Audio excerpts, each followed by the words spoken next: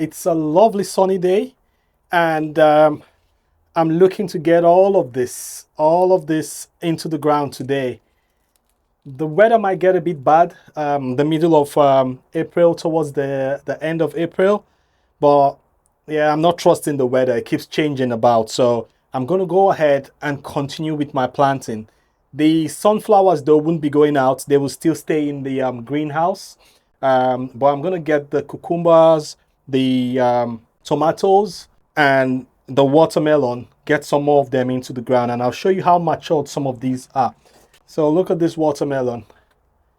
I can't keep this anymore at home. It's taking up so much space, and it looks big enough compared to the other ones I did put on the ground that I think they are dead now. I can't see anyone. The slugs have gotten them. Hopefully the slug doesn't get this one. I've got two. I'll put one here. I'll put one in the polytunnel, depending on how the ones I put last week are doing. Also, I'll be watering the seedlings. So the sunflowers we put out last time, they're still alive. Luckily, the slugs haven't gotten them, and they're not looking too droopy. So it goes to show that they are alive for now. They're not thriving, but they are alive, which is good. They're not dead. However, I'll still leave some of the sunflowers still inside there for a couple of weeks more. And now my focus is on watering the bed with the peas and the carrots. So them three beds are the ones I want to water.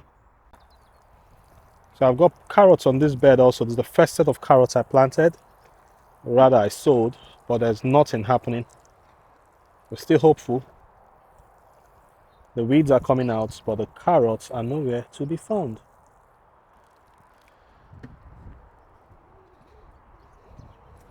So that's the watering of the peas and the carrots done. But what's going on here? Yeah, loads of weeds, but a few carrot seedlings coming out. That's good. So let's have a look. Look at this. Loads of weed here. Loads of weeds. Loads of weeds. But if I bring you forward here, you will see a few carrot seeds. Or seedlings rather. That one there. That's carrots just here. Okay. That's another one. It's a carrot. And look at a few more over here.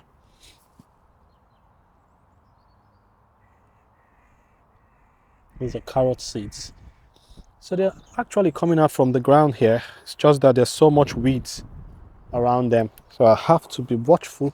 So with the outside watering completed, I'd like to go inside now and see, what we could do with the plants I just brought from home. Let's see what we could transplant.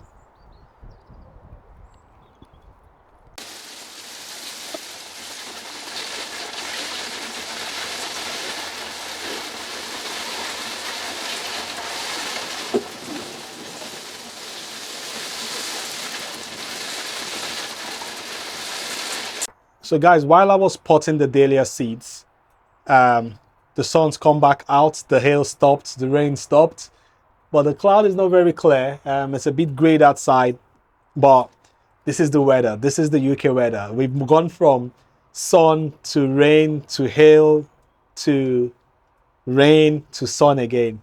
And I still think there might still be a few more things that would happen.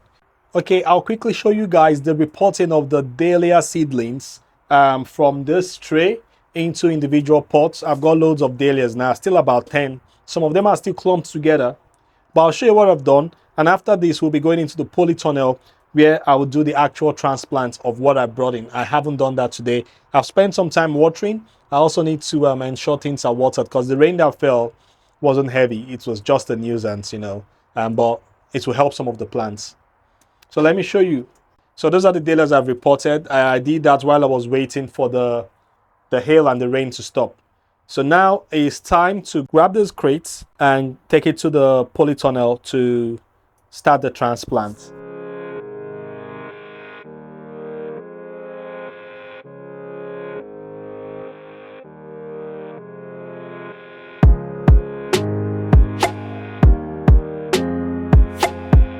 Guys, we're going to start the planting very soon, but I just want to show you guys what's been happening in the polytunnel. So last time I was here, I planted 3 things over here. You could see the labels, right? So I have a cucumber over that side. I had a tomato here, and I put a sweet pepper over at this point. The sweet pepper is supposed to be here. So the slugs have come around and eaten it. These are some of the challenges you get with the slugs, and especially because the seedlings were still very small. So today we'll be putting a very big cucumber. I have one here already, so I won't be putting cucumber here. Our focus will be filling this center bed. This is an example of what I'll be planting today. You could see how large it is. Very developed.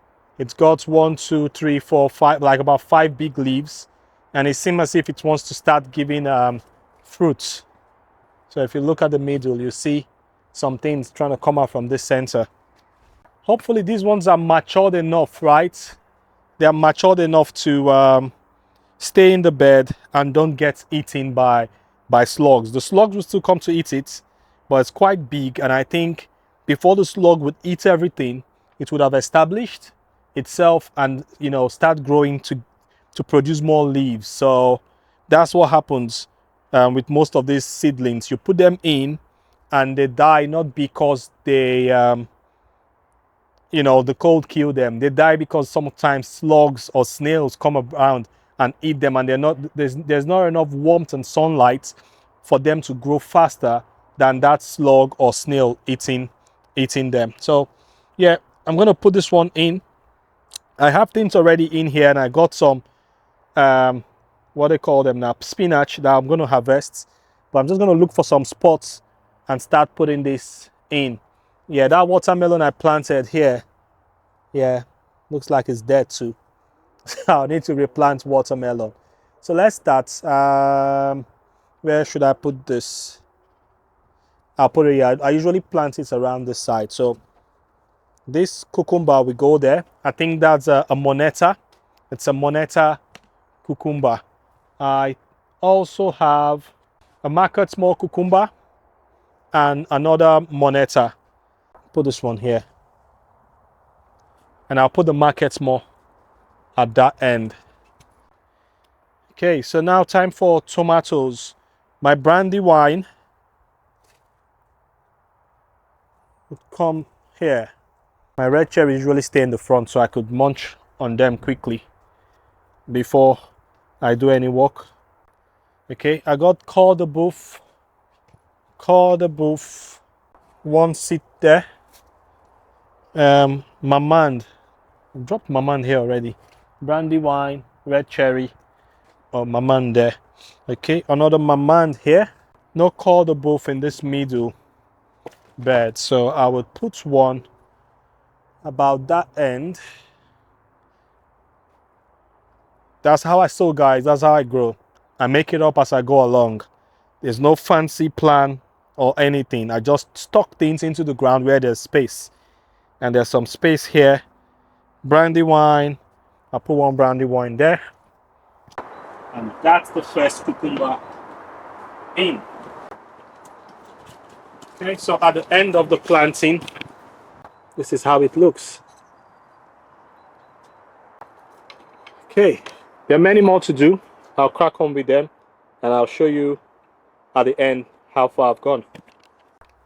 So although I didn't bury the cucumber very deep when I planted them, but you could see the tomatoes, I'm burying them deeper. So when I plant them, I'm digging the hole very deep, and you could see by the time I'm going to return the soil, it's going to close up right up to that point where the leaves are.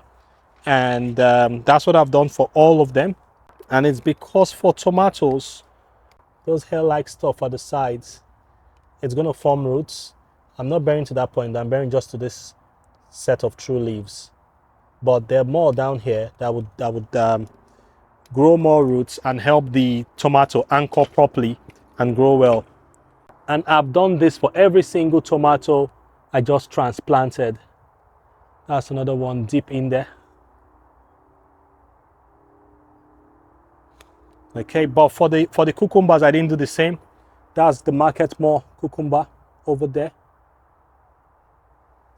Not very deep. That's the what's the name of this cucumber? Moneta cucumber. Not very deep. See that? Just right up where it was before. So that's what I do. And also the chili. The only chili I planted. I didn't bury deep also, because it wasn't too leggy. You can see that's the true leaf, right? It's just at the true leaf. Okay, and when I water, it's gonna go down a bit. It's just at the true leaf. So that's it, guys, for today.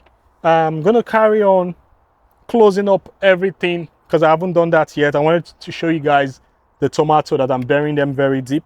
So I'm gonna go around now before I close the hole to ensure the tomatoes, you know, settle in quickly because they are transplants. Is I'll pour water directly into the hole I've dug, and that would then collapse some of the sand or the soil or compost, whatever you're using, and help close the tomato. I'll let that settle, and if there's still, like, you know, a gap or space, I'll close it up. But that's what I'm going to do now. I'm going to go around doing all that for all the plants that I've just transplanted. I will take some harvest of the spinach, although they're not really massive, but there's something there.